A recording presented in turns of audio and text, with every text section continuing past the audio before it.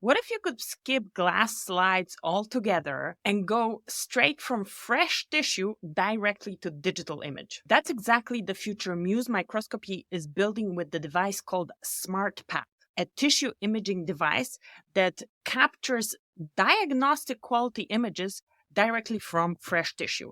Join me as I ask them about their first-hand insights on what's easy, what's challenging, and what went wrong as they bring this technology to life. Let's dive into it. Learn about the newest digital pathology trends in science and industry, meet the most interesting people in the niche, and gain insights relevant to your own projects.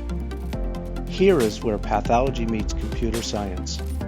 You are listening to the Digital Pathology Podcast with your host, Dr. Alexandra Zhurov.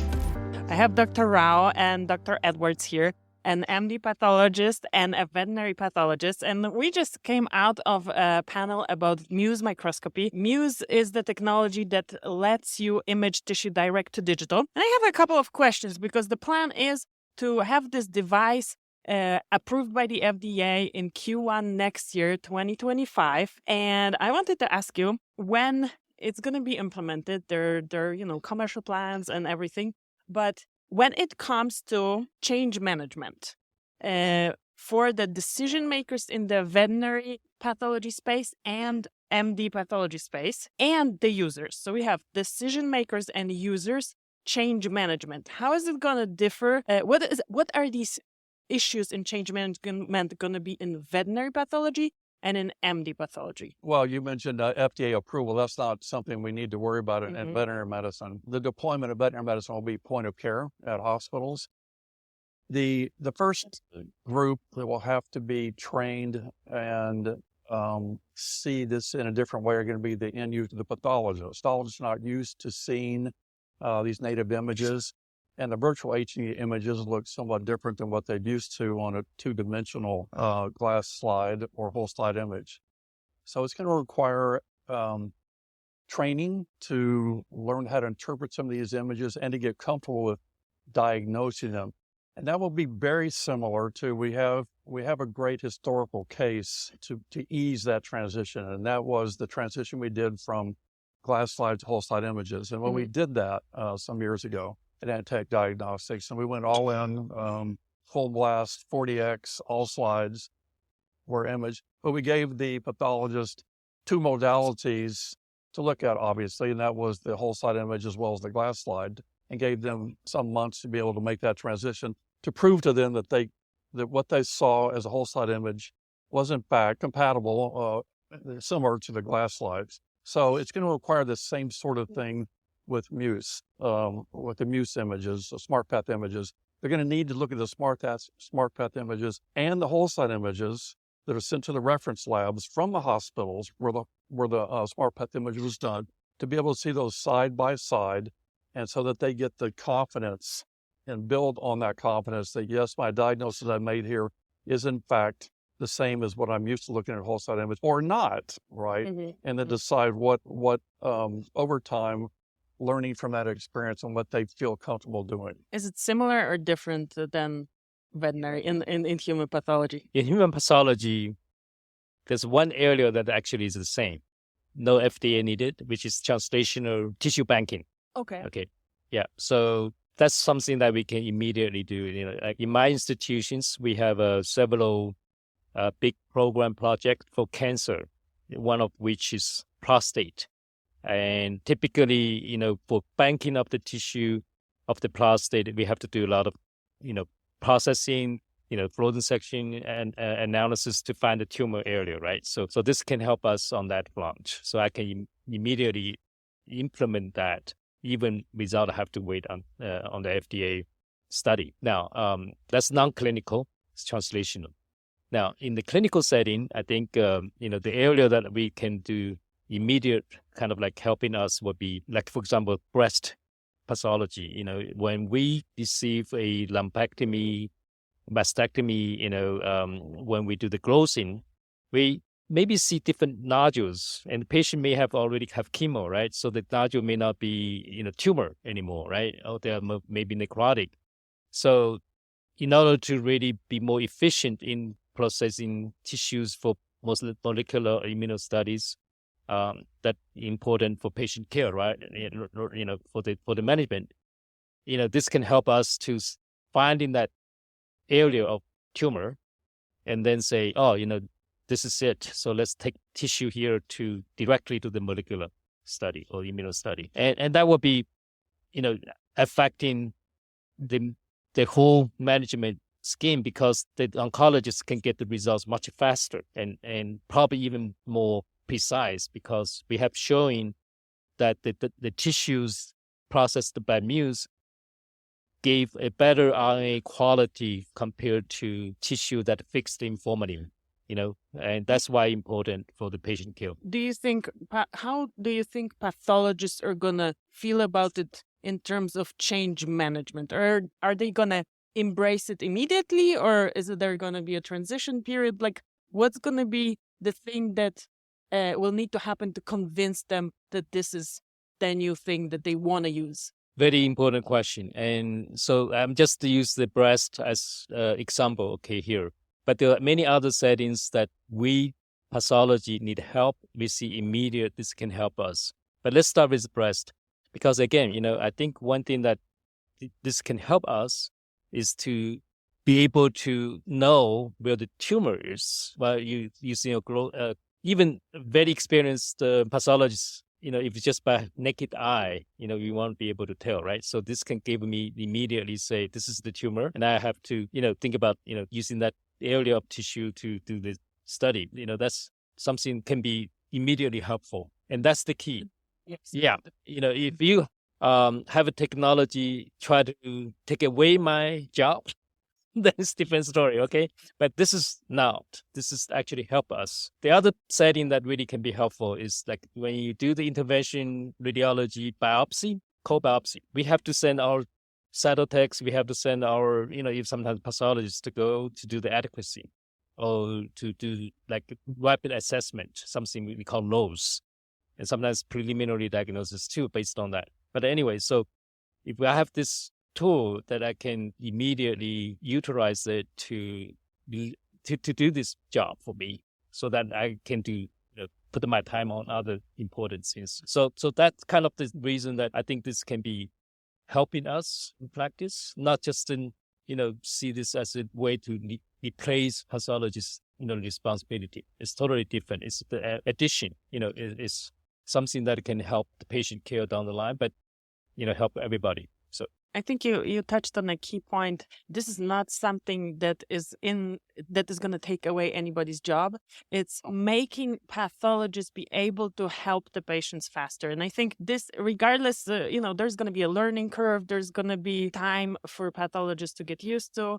And Jeff, you mentioned that there needs to be incorporated transition period for people to feel comfortable. And that's regardless whether it's veterinary pathology or human pathology. Basically, the pathologist can help the patient faster. And so I think that's something that people are going to be super excited, and that's going to help adopt the technology. Anything veterinary pathology or MD pathology specific that people are going to be excited about other than that they can be faster and help patient faster? Well, I think that, for instance, once additional studies are done, we finished one study showing pathologists that with 1,000 reads compared to reference, there was a 90% concordance plus minor discordance agreement.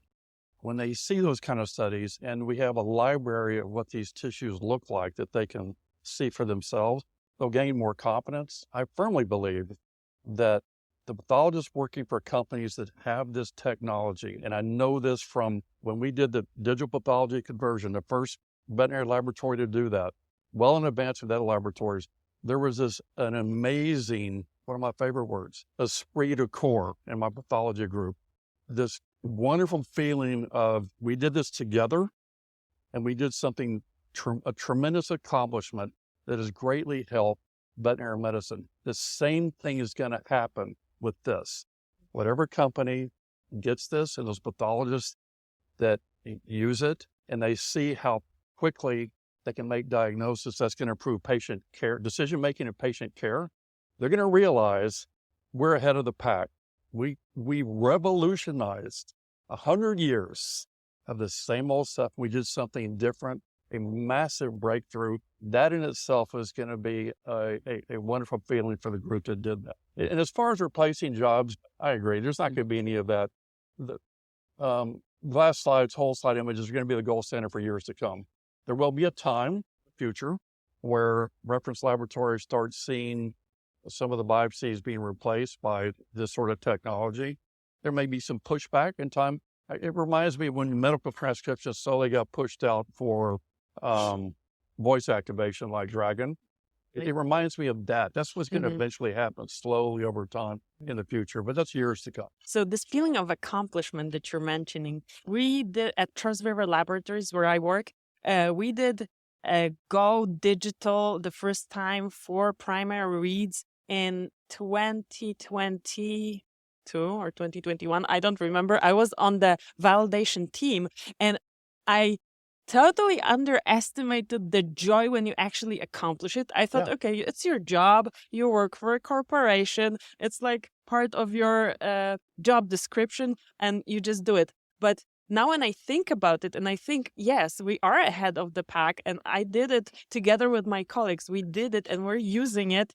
And it does gives me this sense of pride that I think you don't really get from, I mean, you do, but in this context of that you get it more when it's a startup environment. It doesn't really matter what kind of environment it is. It matters that a group of people together achieve that and are leading. And it is a joyful feeling. It's a pure morale boost. And again, the pride, collective joy, and free to core. There is no substitute for management for that magic. When that happens, it sure makes management a lot easier. Yeah. I know.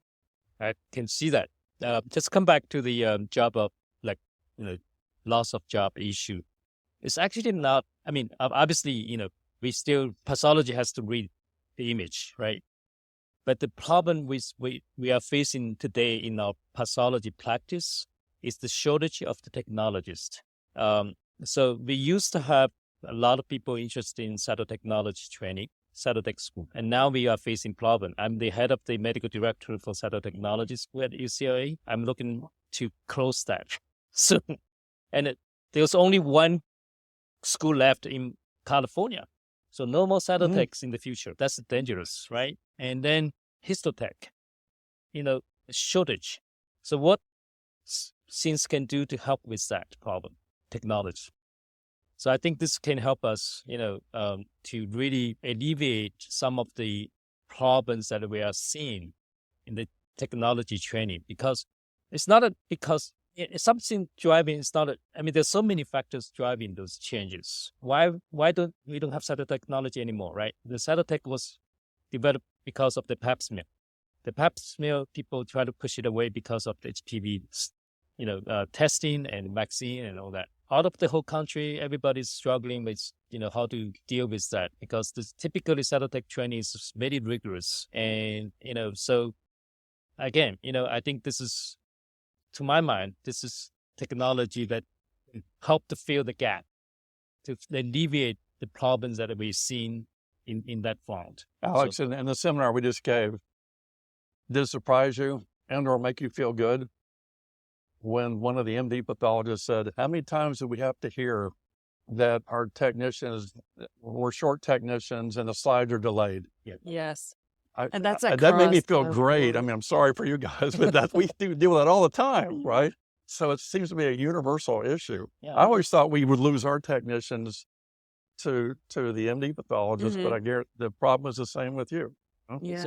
And it's the same in tox safety, basically. And the point to emphasize here is it's not that it's going to be taking away some jobs. There are no people to do those jobs, but the job still needs to be done. How are we going to do it? And this is where, any technology comes in. So I'm excited about this one. One more question about the finances. Obviously, veterinary pathology, veterinary medicine, and human pathology, human medicine are financed differently. And how is the implementation going to be solved from the financial perspective? Jeff, you mentioned it's going to be point of care, so it's going to be the investment of those managing the clinics. how do you see it being financially viable, and like in general, what do you think about that? How do I see it being financially viable at the hospitals? Yeah, and basically, like, who's gonna be paying for this technology? Okay. How is it gonna? How fast and how will they get the return on investment? Sure. Well, that's critical return on investment. I mean, there's no third-party pays in medicine like in Rao's profession. But I think this has been worked out pretty well. We looked at Muse with Antech some years ago, and subsequent to that, the diagnosis that's made from a SmartPath image at a hospital, we charge a stat fee. Okay? So that's gravy on top of the regular biopsy fee. And many owners are being willing. I would pay that in a moment if I can get my beloved dog Taz's diagnosis Immediately. on some skin mass he has right now. If I can get it today, if I know, and if it's malignant, did they get the margins? Well, every margin is checked. That's another stat fee, right? That's another tissue put into the SmartPath unit.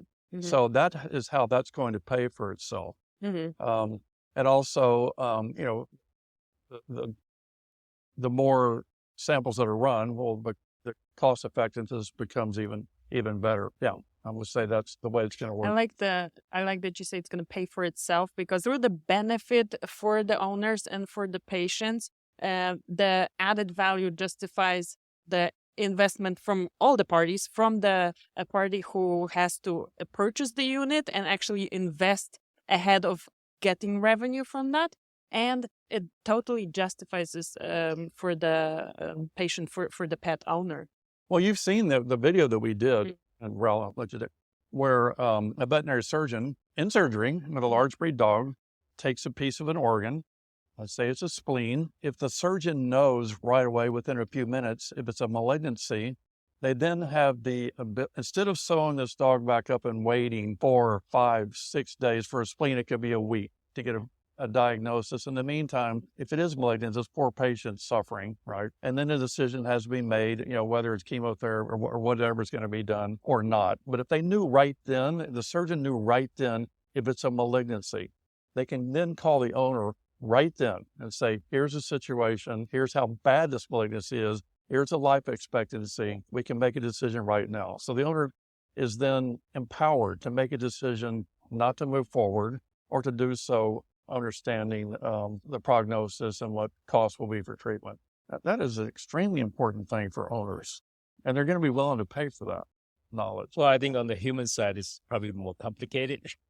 Yes. Let's talk about Always. I think this is tremendous. I mean, this is music for the administrator, hospital administrator, because think about it. If you have to set up a histology lab, and how much you have to invest for that, right? And for this, it's the place. I mean, you don't have to worry about embedding machine, cutting machine, staining station, and all that, and the human cost. So of course everything's driven by CPT coding, right? Yes. So the magic. And the magic is CPT. But so I think for this to be viable, obviously, I don't know. This has to be probably have to get a new CPT, just like digital or any other mean.